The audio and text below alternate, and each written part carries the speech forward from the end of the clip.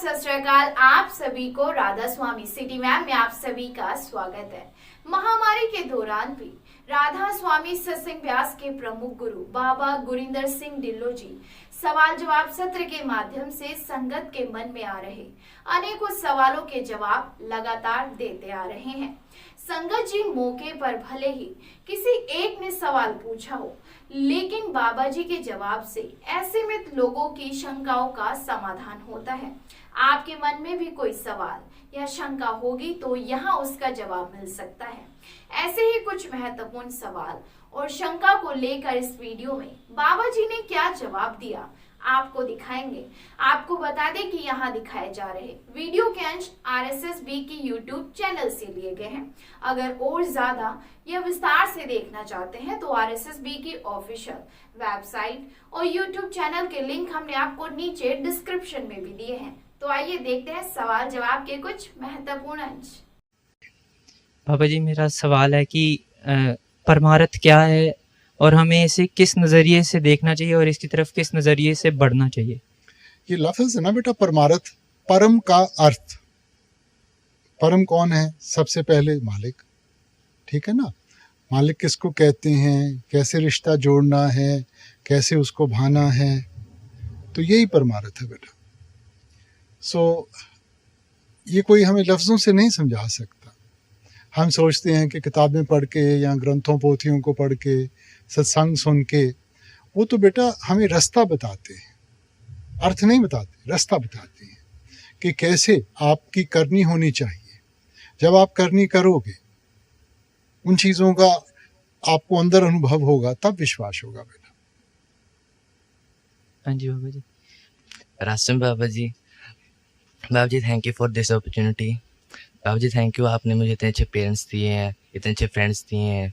बाबा जी, मेरा पहला क्वेश्चन ये है कि बाबा जी, जब आदमी ख़त्म हो जाता है तो फिर सारे बोलते हैं कि आत्मा बच जाती है, शरीर यहाँ पे रह जाता है, तो ये आत्मा चीज़ क्या है? बेटा शरीर तो हमें दिखाई दे रहा है, आत्मा परमात्मा की अंश है बेटा। जैसे सूरज है और सूरज की किरणें हैं बेटा, सूरज मालिक है, किरणें हम सब हैं बेटा। तो सूरज किरण के बगैर रह सकता है, किरण सूरज के बगैर नहीं रह सकती बेटा।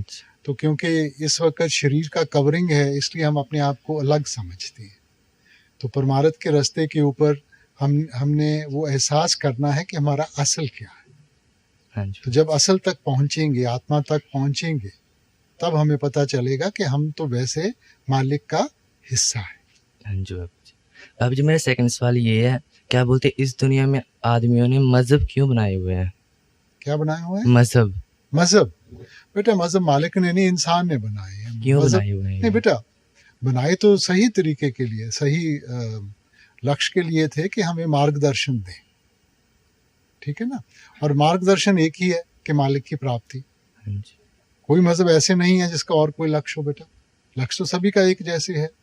अब उनकी जो होंद है वो अलग अलग वक्तों में हुई, और हर एक देश की उस वक़्त ज़रूरत को देखते हुए महापुरुषों ने उस वक़्त की ज़रूरत को देखते हुए चंद पहलुओं के ऊपर ज़्यादा जोर दिया।